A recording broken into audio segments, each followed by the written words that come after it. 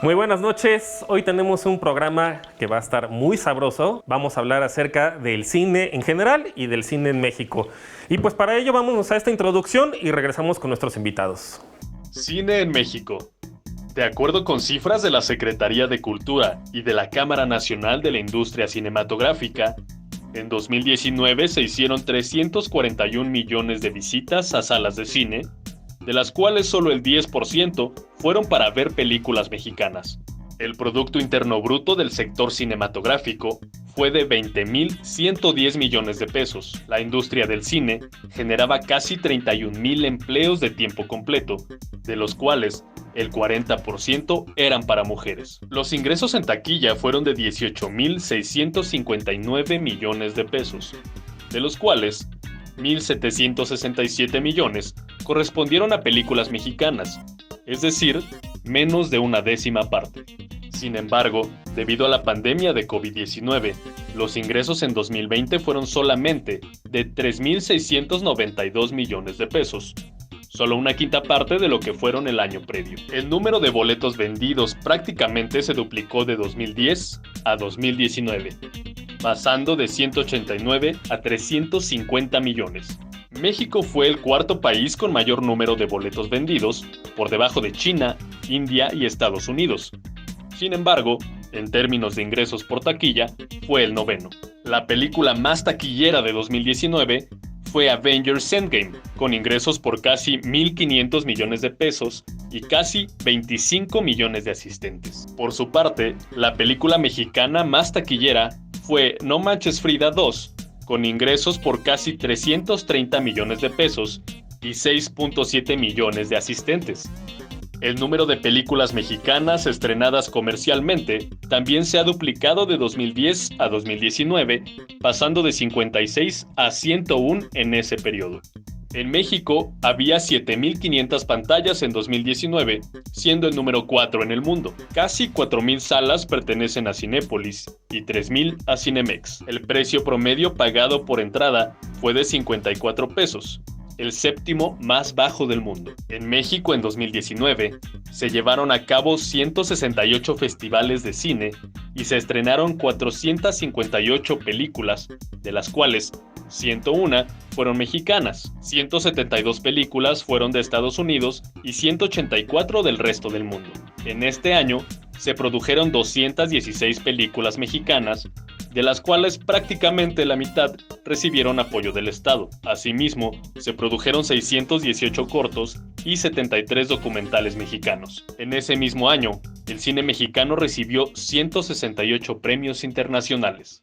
Y pues como en la segunda y la tercera temporada tenemos aquí a mi estimado pinche neoliberal Alberto para darle sabor al caldo. ¿Cómo estás, Alberto? Muy bien, ojalá hoy me den la receta para darle más pasta a Eugenio Derbez y a Michel Franco. Y de una de esas hasta Cindy la Regia. Así es.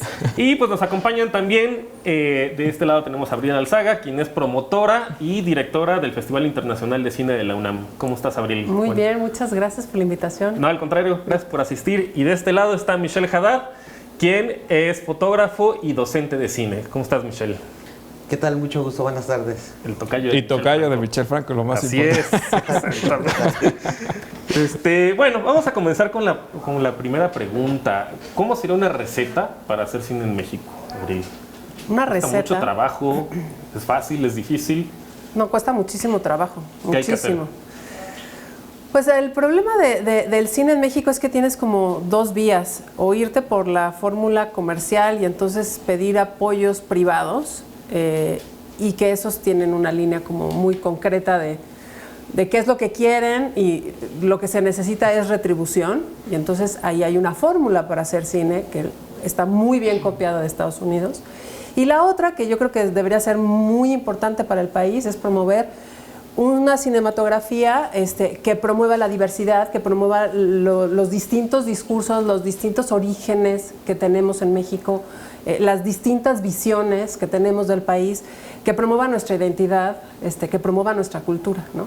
Y hacer ese tipo de cine, pues es muy difícil. Sin el apoyo del Estado es casi imposible, ¿no? Entonces, toda la gente que quiere hacer una película pues con una visión distinta a la del mercado y que no necesariamente quiere vender palomitas, lo que tiene que hacer es un muy buen guión, un muy buen proyecto, rodearse de gente que pueda levantar esa película y aplicar a los distintos fondos de producción en México y de coproducción internacional. Esa es la vía, ¿no? Ok. Voy a aprovechar para hacer un comercial de la película donde fuiste director de fotografía. Se llama Sanguinetti. La pueden encontrar en Film Latino. Y pues platícanos cómo fue tu experiencia. Ahorita de acuerdo con lo que dice Abril. Bueno, pues como dice Abril, en el caso de esa película nosotros la hicimos de manera absolutamente independiente. Había un dinero que había juntado Cristian. Cristian, el director, él ya había tenido apoyo del IMCINE para su primer largometraje, que por cierto ahora es una película de culto en México, que se llama González. Y es una película muy interesante porque habla justo de estas figuras como de Pare de Sufrir y estos padrecitos, y más o menos nos da una imaginación de cómo funcionan al interior los mecanismos de estas religiones corporativas, ¿no?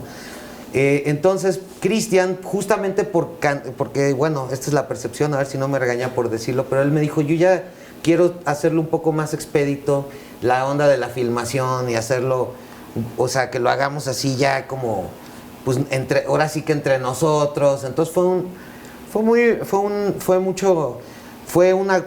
interesante porque lo hicimos con la menor cantidad de recursos y más o menos un poco, a medida que íbamos avanzando en la filmación, se iba más o menos, pues, haciendo la película también, ¿no? Iba cambiando un poco el guión, tal. Pero fue un ejercicio muy interesante justo por lo mismo, ¿no? Porque lo hicimos así, efectivamente, para que la película pudiera salir y la película pudiera tener todo lo que le llamamos la postproducción, en la que también se gastan millones de pesos.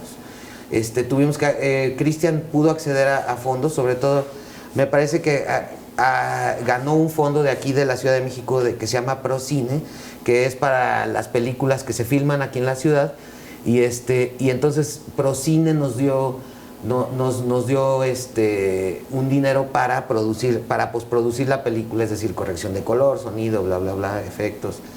Entonces digo, finalmente la película sí requirió de un fondo y eso fue bastante expedito. La verdad, eso pasó como tal vez 3 años después de que hubiéramos filmado la película. Ok. Ahora, yo quiero decir algo al respecto de esto, porque efectivamente uno puede levantar una película con el apoyo de tus amigos, pero eso es precarizar el trabajo. Y eso es, ok, me voy a dedicar ahora sí que al arte y voy a hacer algo por amor al arte. Y entonces no se hace la valorización de ese trabajo. Y siempre fue así, o sea, porque digo, está la época del cine de oro mexicano, ¿no? Durante una etapa muy importante, Lázaro Cárdenas tuvo una visión ahí muy buena de apoyar desde el Estado la cinematografía, y fue cuando fue el boom. Claro, aprovechamos una época histórica en donde México no había entrado a la Segunda Guerra Mundial y Estados Unidos sí, y se paró mucho la producción en Estados Unidos, y México aprovechó y fue el gran boom de nuestra cinematografía. Varias películas se vinieron a filmar acá y el cine mexicano fue de exportación y se fue a toda Latinoamérica. Latinoamérica nos conoce justamente por esa época del cine dorado. Y lo que quiso Lázaro Cárdenas era vender de alguna manera una visión de país, ¿no? Una nación y un sentimiento de nacionalidad a través del apoyo de cierta cinematografía. Fue clave el apoyo del Estado. Oye, ¿y no será un tema que las películas que ustedes hacen no están tan buenas como ustedes creen? O sea, ¿qué tal que los mexicanos de verdad prefieren ver una película como Cindy la Regia y no como la de González? O sea, si el mercado al final es el que determina cuáles son las películas que deben sobresalir, o sea, ¿por qué los mexicanos tienen que ver películas que no les gustan? Bueno, a ver, espérame. Yo creo que Cindy la Regia tiene sus cosas y tiene sus puntos de valor. A mí también me parece una gran película. A mí no me parece una mala película y siempre la quieren poner como una mala película. Pero bueno, o sea, yo no creo que una comedia romántica tenga que ser forzosamente mala. Yo creo que hay sus calidades y hay su rango, y el público también tiene derecho a elegir, pero también tienen derecho a ponerse en la mesa y a tener las mismas oportunidades, películas que no tienen la fórmula de siempre. Y no va a pasar eso, por ejemplo, ahorita con la nueva ley que se está impulsando de que el 15% del contenido de plataformas de streaming como Netflix sean de contenido mexicano, Yo creo que no va a eso pasar no- algo como que al final todas las películas de Derbez van a ser las del top 10 y se va como sea a marginar a los cineastas, digamos que underground mexicanos.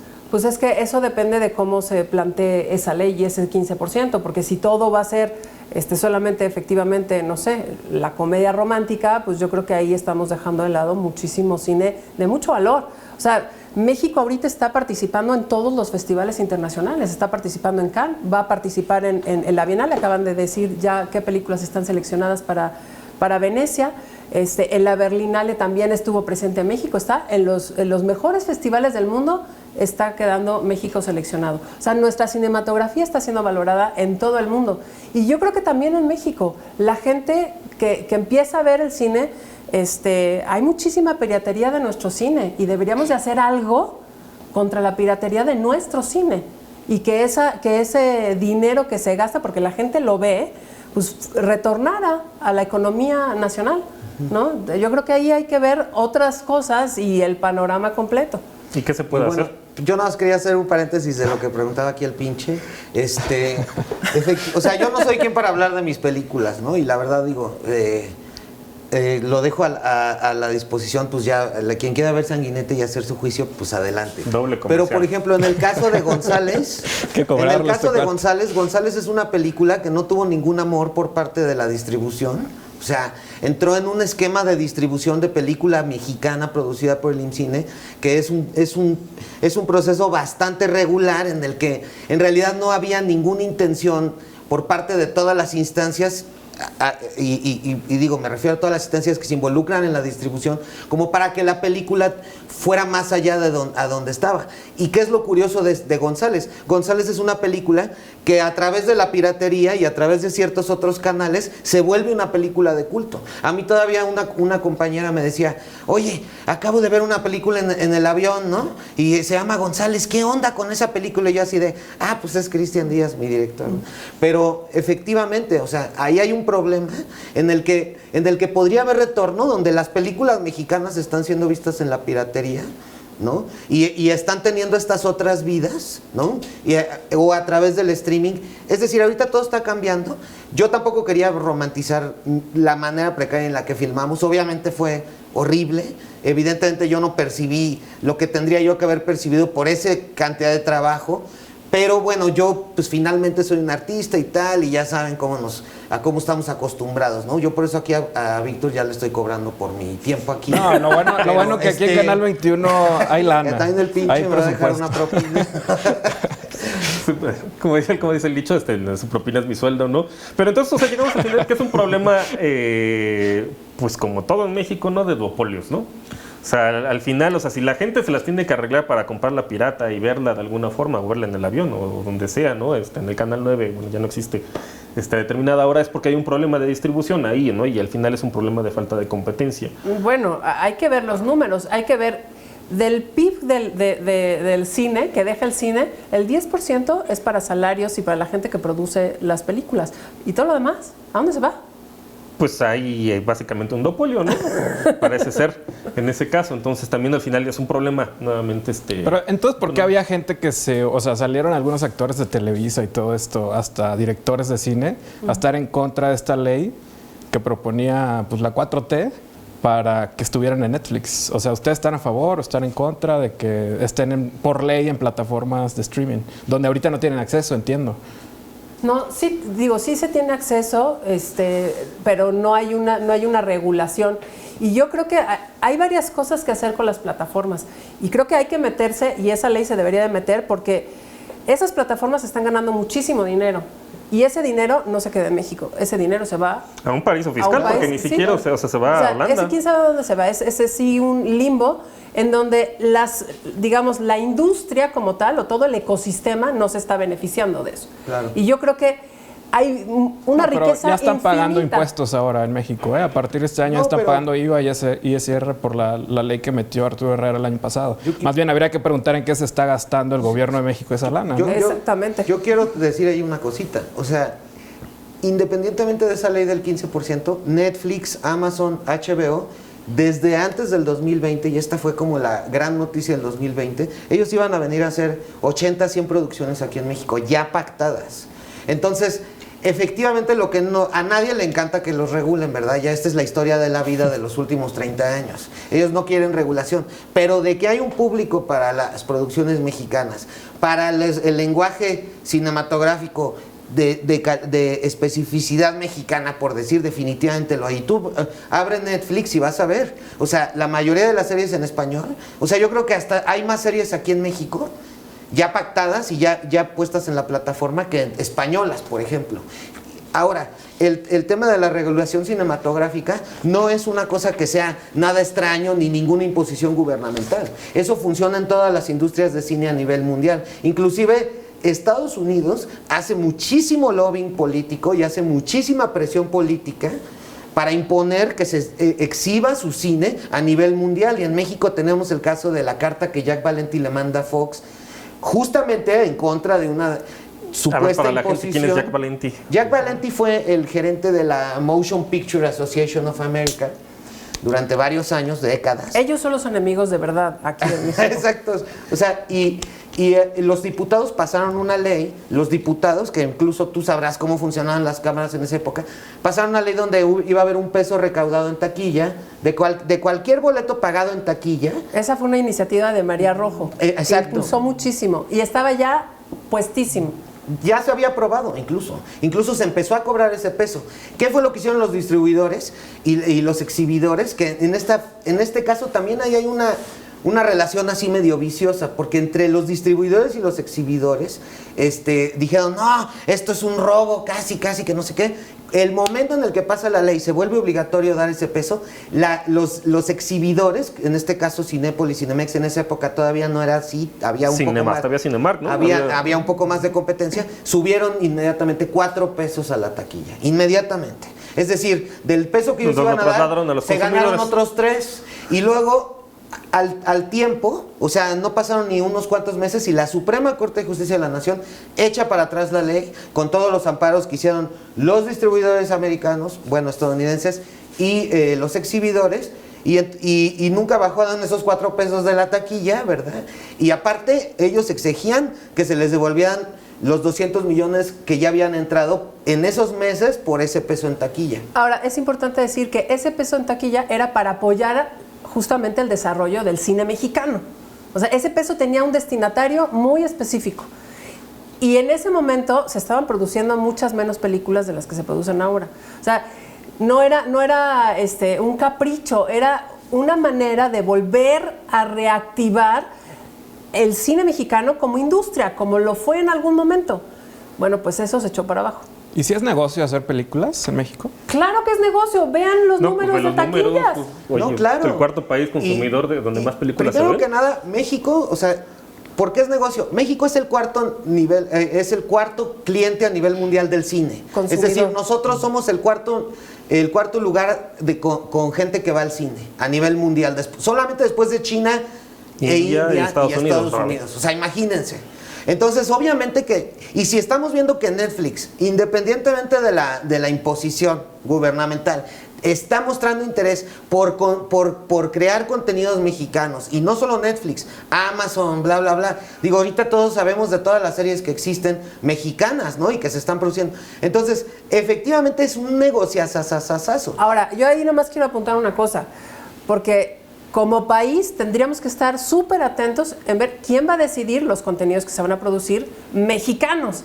Porque exactamente. La visión de Netflix sobre México, pues no sé qué opinen ustedes, pero yo creo que podría haber un poquito más de amplitud sobre hasta los el filtrito temas. amarillo, ¿no? El filtrito anaranjado. El nuevo Televisa, por ahí escuché. Vámonos a la receta justamente de cómo hacer una película palomera y regresamos con estos temas.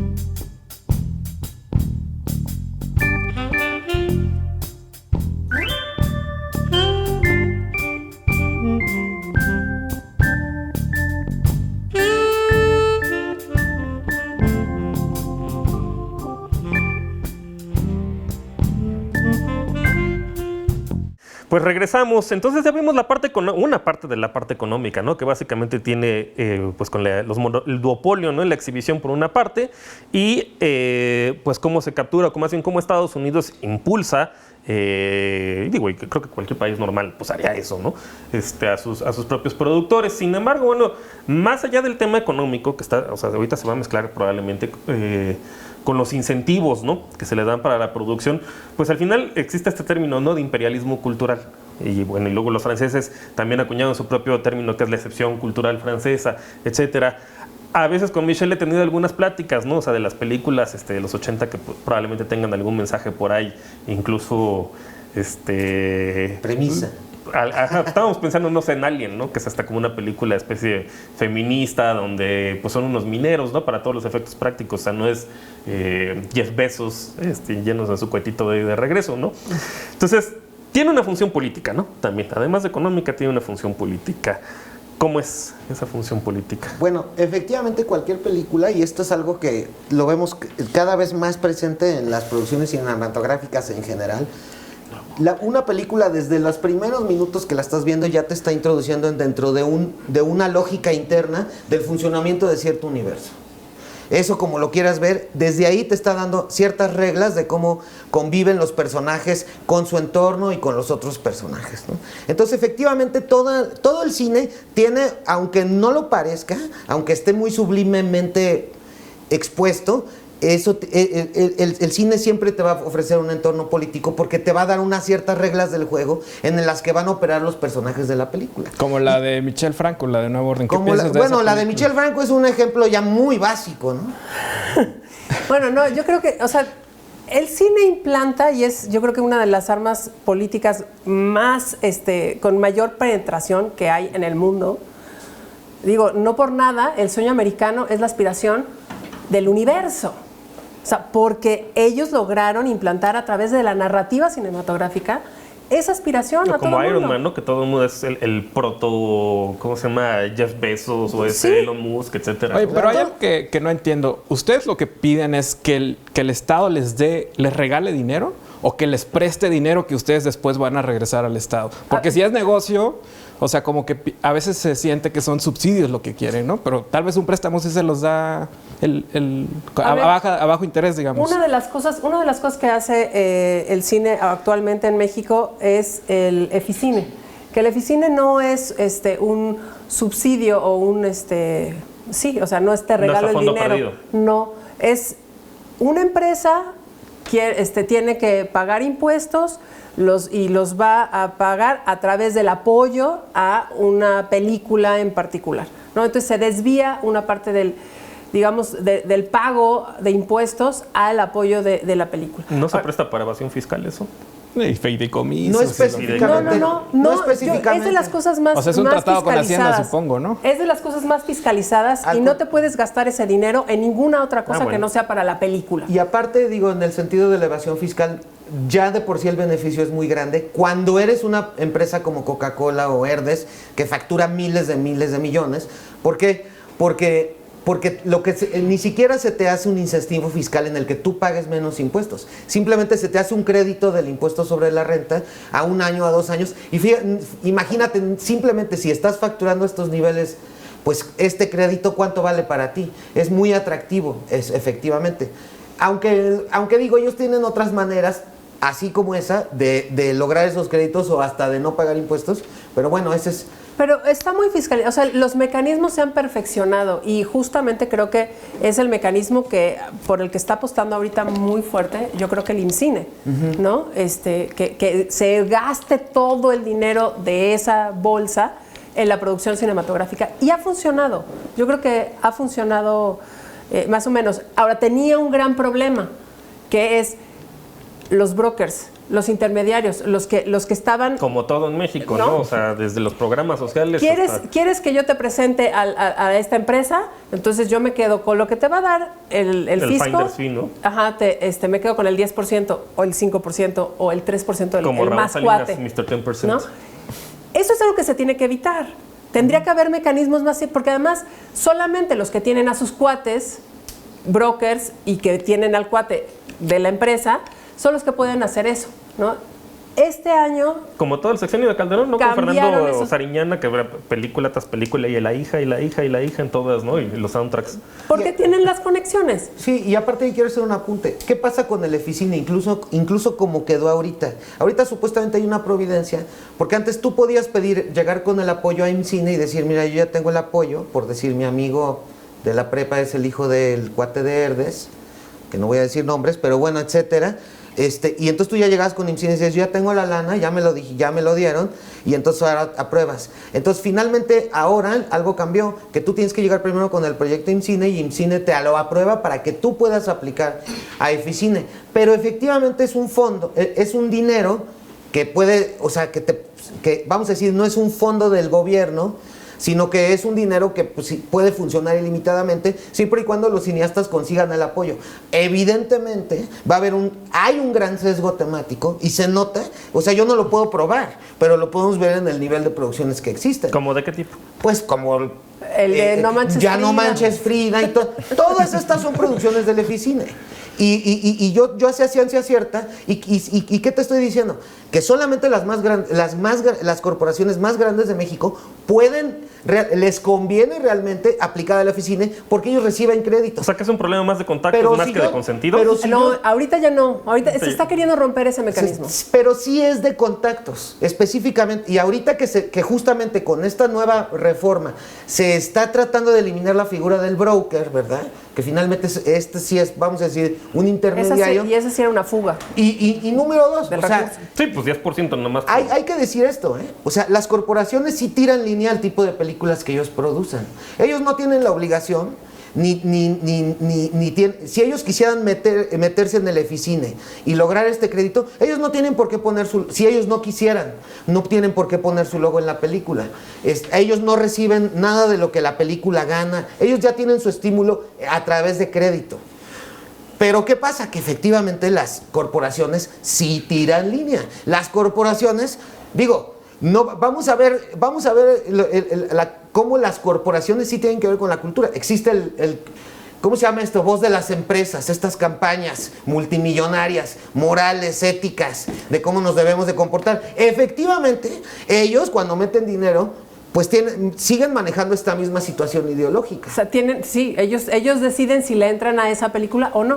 O sea, ahorita Salen ya... primero el guión y así dicen, sí me parece, Claro, me sí, parece. claro, Ah, sí, ok. claro. Pero, Ellos ya tienen pero si es gente lana de encargada ellos, de ¿por eso. qué no tienen derecho a decidir en qué gastan su Claro, dinero? no, y ese es su derecho y está muy bien, pero entonces ese sea, no puede ser el único mecanismo del Estado Claro. para apoyar, porque efectivamente hay una visión empresarial en esas O películas. sea, que alguien paleó un nuevo orden, dijo esto me parece bien. Ah, claro, ¿Seguro? pero por supuesto, por supuesto. Habría que revisar los datos, pero vean ustedes quiénes son los productores o los logos que salen abajo de los créditos de Nuevo Orden. Y todas las producciones de Eficine dice, esta Sí, película sí, fue es por ley, apoyada ¿no? por el... Ajá, es por él. Entonces, pero a ver, ¿qué pasa? Lo que se recauda en taquilla también se supone que hay un retorno para Eficine. Normalmente, nuestro cine, como tiene una mala distribución y pésima exhibición, pues no tiene ese retorno. Y lo que ha pasado históricamente es que el cine está pensado para la producción. Tú aplicas y todo está apostando a la producción. Y después de la producción, ya los productores no esperan ganar. Porque los productores que esperan ganar son los norteamericanos. Eso hay que decirlo. O sea, tienen el 90% de las pantallas. Tienen el 90% de las pantallas.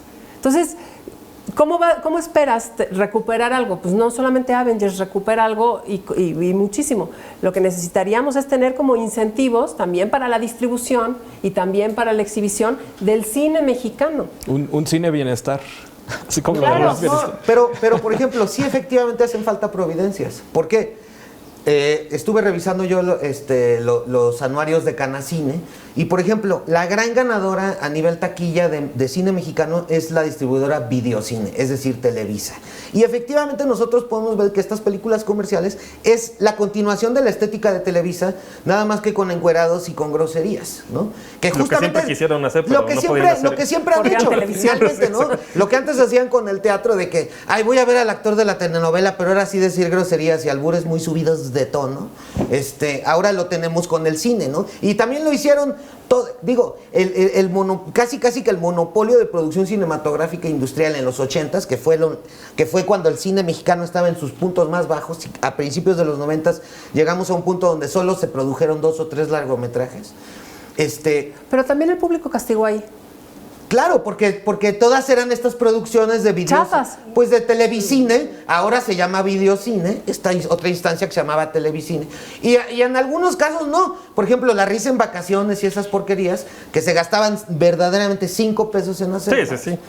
Retornaban luego un montón. luego sí regresaban taquilla, ¿no? Pero bueno, efectivamente el público se separó del cine mexicano porque efectivamente hubo todo esto, ¿no? Ahora, ¿qué pasa?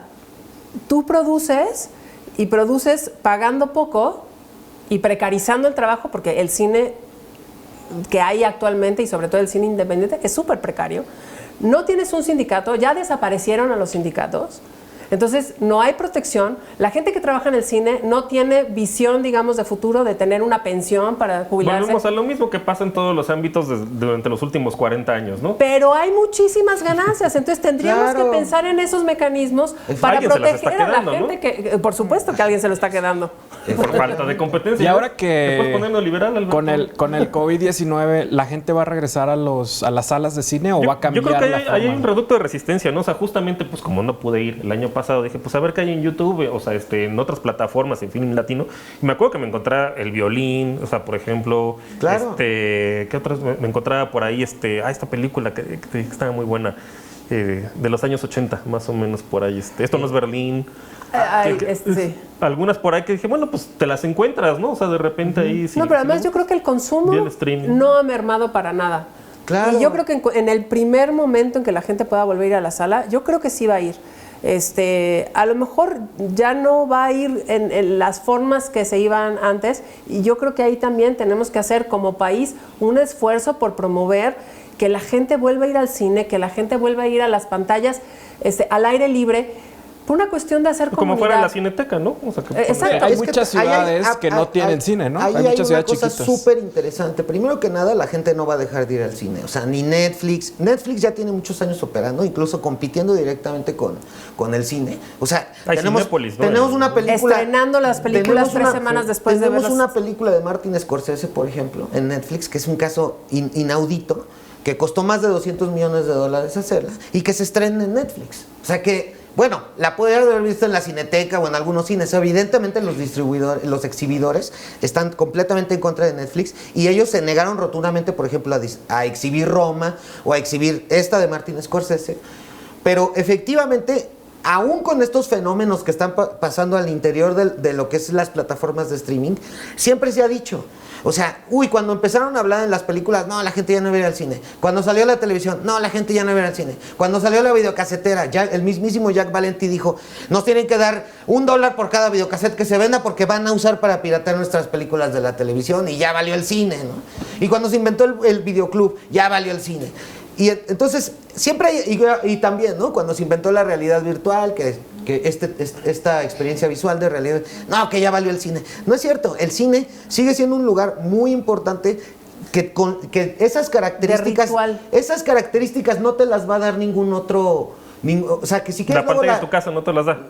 Claro que no, o sea, este sonido, esta pantalla... La experiencia. Estar en un lugar oscuro, vivir una experiencia colectiva, ¿no? O sea, por ejemplo, oyes estas historias de Cuba, de que en Cuba andas oyendo que el público anda gritándole a los personajes que no te metes ahí, no le creas. Bueno, a mí me pasó eso, pero en San Diego, California, cuando fui a ver El Señor de los Anillos, ¿no? Y era chistosísimo, porque salía el guapo, el güero, en El Señor de los Anillos, y todas las chavas en San Diego, California, así de y chiflando y todo, ¿no? Entonces, el cine es una experiencia colectiva, que nos gusta vivirla colectivamente. La Cineteca Nacional es una de las pocas instancias gubernamentales a nivel cultural que recupera su inversión. Es decir, si fuera un negocio privado, si fuera un negocio privado la Cineteca Nacional, sería un negocio súper redituable. Y no por nada ya vamos a tener una nueva sala de movie en la Colonia Doctores, y ahí está el Cine Tonalá, ¿no? Que ya lleva ¿cuántos años? Porque sí, efectivamente, el cine es un evento social. Son ejemplos de resistencia ahí también, ¿no? Y también de mucho amor a la sala y justamente a la experiencia. pero existen, ahí están. ¿Y cuánto, la gente cuánto va. cuesta? O sea, porque hablando de la Cineteca y del cine Tonalá, es caro ir al cine, ¿no? Nah, las cinetecas son 20 las cinetecas pesos. son, no, bueno, 50. y si tienes credencial de estudiante o de maestro, Claro. la mitad. Sí. O sea, hay varios. Nunca he ido a la Cineteca. Yo siento que es de los países Voy a ir a la más Cineteca. baratos en el mundo. Está aquí bien cerca. ¿Te sale caro ir al cine? Sí, además del boleto de la entrada, Sí, o sea, pagas las palomitas, que el pues- estacionamiento. Sí, o sea, sea, en mi mente son 200, 300 pesos. A y vas nivel, con familia, ¿no? familiar es caro, porque pues, si tú tienes una familia y tal, ¿no? Sí. Esa es 54 la pesos otra, es no, el esa es la promedio. otra, ese es el otro dato que hay que decir, que estos datos de taquilla son con el 10% de la población o el 15% de la población de México. Claro. O sea, también habría que ver Que cómo hay un hacemos. mercadote potencial, ¿no? Hay un mercadote y tendríamos que ver también como país cómo hacer para que la gente tuviera acceso a verse en una pantalla. Claro. A verse reflejado en una pantalla. Porque eso también, o sea, todas las películas están centralizadas puro aquí en la white Roma chicken. Condesa. Y el cine no solamente son las producciones, el ecosistema también implica Claro. la exhibición, y la exhibición no solamente es el duopolio, hay mucha exhibición independiente y también hay muchos mecanismos como festivales, como muestras, como, no sé, actividades que se hacen en las casas de cultura, que promueven el cine. Claro. Y yo creo que hay que meterse también ahí, ¿no? No hay que dejar y abandonarlo todo al duopolio, porque entonces solamente estamos viendo todo el tiempo Avengers y no nos estamos viendo reflejados. Y yo le quiero contestar aquí al pinche. O sea, mire, le voy a contar una cosa. O sea, primero que nada, ¿qué pasa cuando la principal distribuidora es Videocine? Los principales exhibidores son un duopolio. Los principales financiadores del cine mexicano por fuera del gobierno, ¿verdad? Son las empresas grandes que efectivamente alguna línea han de tirar. Pues tienes este nivel de experiencia, de experiencia nacional reflejada en el cine, que es un 0.003% de los habitantes San de Pedro México. Garza García. Efectivamente, o sea, bueno, San Pedro Garza García apenas llegó al cine mexicano. Eso sí, eso o sea, antes era un pueblo en el norte de México, ¿no? Y también este Pedro de los ecosistema Aguaros. de los güeros contra los Lady Rancho y la chingada. Perdón, a lo que voy es esto, o sea... Es otra de las soy más muy taquilleras. soy muy suave, discúlpenme. A lo que voy es esto. Efectivamente ahora con el Focine hay nuevos estímulos para creaciones de espacios como cinetecas y regresando con usted, efectivamente no es de que estemos pidiendo un subsidio, pero tiene que haber una iniciativa gubernamental para nivelar esto con otros espacios de distribución, con apoyos a los festivales de cine, con difusión incluso de las salas de cine que ya existen, ¿no? Como las salas de cine de la UNAM, por ejemplo, que son de altísimo nivel. Y efectivamente, a lo mejor vamos a tener que, durante ciertos años, un subsidio un poco más, vamos a decir, acentuado, pero ahí tenemos el ejemplo de la Cineteca Nacional, que es un éxito comercial. O sea, no tiene por qué no serlo, ¿verdad? Y la gente que va a la Cineteca Nacional, pues tiene una diversidad de experiencias cinematográficas y anagnóricas de las películas que ven ahí, mucho más amplia que la que ven en Cinépolis. Al grado que hay gente que va a la Cineteca Nacional y no va a Cinépolis o a Cinemex. Sí, lo que pasó en Corea del Sur Entonces, con el K-drama, que ahorita es un producto de exportación prácticamente muy Claro. importante. Pero O sea, nuestro cine es de cultural, ¿no? exportación. Nuestro cine es- Lo que pasa es que Sí, no lo que pasa es que no genera tanto dinero, ¿no? Ahora quiero que quede bien claro. Y en algún momento sí se hizo. Quiero acentuar lo que está diciendo Abril. Efectivamente, el cine mexicano ha sido uno de los cines más relevantes a nivel mundial, pero de todos los tiempos. México tenía cámara de cine 5 años después de que se inventó el cine. México es pionero del cine. La Revolución Mexicana es la revolución más filmada a nivel mundial. Existen millones de metros de película de la Revolución Mexicana, actuada y no actuada. Sí, porque también era actuada, ¿no? Hasta Pancho Villa actuaba en las películas, ¿no? De la Revolución. Y luego las balaceras sí eran verdaderas, ¿no? Y a lo largo de su historia, el cine mexicano ha sido en el sentido de la forma y del estilo, ha sido punta de lanza a nivel mundial. El cine mexicano en todas sus épocas, no solo ahora, ha estado siempre presente a nivel internacional en festivales, en distribución, en exhibición. O sea, El documental mexicano es potencia a nivel mundial. claro, aparte. Potencia a nivel mundial. Y los documentales mexicanos no solamente hablan del narcotráfico. El espectro es bastante Claro, porque amplio. eso también ya. Híjole, Pero la cansa, ¿no? difusión, claro, pero la difusión no es la que debería de tener. La distribución, yo creo que también hace Aquí en falta. Canal 21 justamente, o sea, algún día me quedé viendo Economía con Sazón y después pasó este documental de un litigio estratégico, ¿no? De una pareja, de la primera pareja gay que se casó en Mexicali, bastante bueno. Entonces, desgraciadamente nos quedan 5 minutos para sus conclusiones. Entonces, 2 minutos, Abril, tus conclusiones. Pues mis conclusiones es, necesitamos fortalecer y necesitamos reformular nuestra ley de cinematografía. Se está trabajando en ello. Necesitamos involucrar a los grandes ganadores de esto y yo creo que sí, hay que ver de qué manera retorna algo de eso para fomentar y para apoyar el desarrollo de la industria cinematográfica. Creo que es una derrama económica también muy importante que podría ser mucho mayor, ¿no? Si se hicieran estos mecanismos. Y emplear a más gente. Empleas más gente. Y no solamente es en la producción, digo, es en todo el ecosistema. Es un ecosistema muy grande que deberíamos de explotar. Estados Unidos lo tiene mega cuidado. Claro. Y yo creo que deberíamos de hacer algo. Es hasta un clúster regional ahí en Los Ángeles, ¿no? Y ver también hacia abajo, hacia Latinoamérica. Exactamente, ahí es donde creo que hay un mayor mercado. Etiqueta Rigurosa, ya me acordé cómo se llama ese documental, que está bastante bueno, si lo pueden ver. Michelle, tus conclusiones. Pues efectivamente, bueno, rápidamente digo, el Focine ya ofrece ciertas providencias para nuevos espacios de exhibición, nuevas voces y nuevas voces y presencias artísticas dentro del cine mexicano. Están regionalizándose los apoyos, lo cual es importantísimo porque de ahí van a venir muy buenas películas. Hay un apoyo ya para películas dirigidas a las infancias, etcétera, ¿no? Hay una serie de reformas que ojalá funcionen, ¿verdad? Que ojalá sí sirvan. Y efectivamente, no se espante usted, pinche, del subsidio. Todo el cine mundial está subsidiado. En Francia está subsidiado. Y en Francia sí hay una cuota que los exhibidores, que los distribuidores y exhibidores tienen que poner películas francesas a la de a fuerzas en sus salas. Entonces, todo esto son cosas que solo aquí nos escandalizan.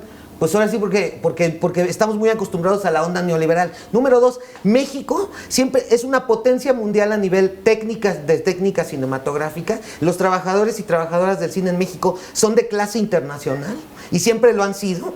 Son gente que incluso lleva generaciones trabajando en eso y son gente muy profesional y muy capaz a nivel técnico y a nivel temático y a nivel estético. Entonces, hay un dinero incluso que se está desperdiciando, porque el cine mexicano efectivamente es una máquina, si lo quiere ver usted así, pinche, es una máquina de hacer dinero que simplemente está siendo desperdiciada porque estamos dejando que una bolita de personas, vamos a decir otra vez, se esté clavando todo. Se estén aprovechando. Se está fugando, mucho de nuestro capital se fuga a las majors. Exacto. O sea, no se queda aquí. Lo que se queda aquí, se lo queda pues un poquitas, como ¿no? El todo. duopolio. Pero muchísimo se va. ¿Por qué no podemos hacer que se quede en México? Y no solo eso. Nosotros somos el cuarto lugar a nivel mundial en taquilla. Somos el mercado más grande. ¿No hay dinero ahí? O sea, México podría vivir de nada más vender sus películas en México. Olvídate de los festivales y todo. O sea, efectivamente...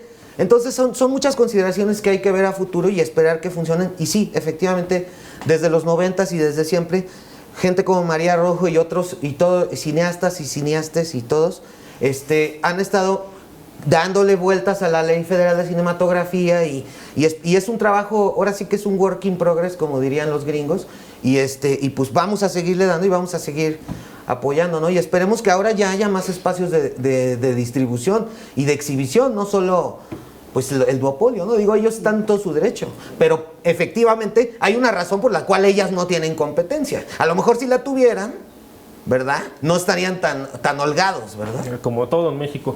Alberto, tus conclusiones.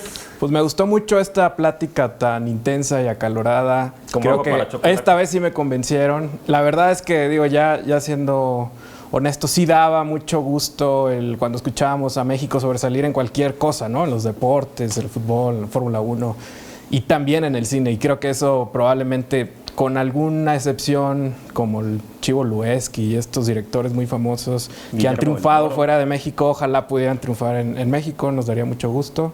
Así que muchas gracias a nuestros invitados, que evidentemente saben mucho del tema. Sí, pues muchísimas gracias a ustedes. Espero que hayan visto el programa con sus palomitas. Se puso buena la plática, ¿no? Sí, literalmente. Nos vemos la próxima semana aquí por Capital 21 a las 10 de la noche. Muchas gracias. No, y gracias. Ay, gracias.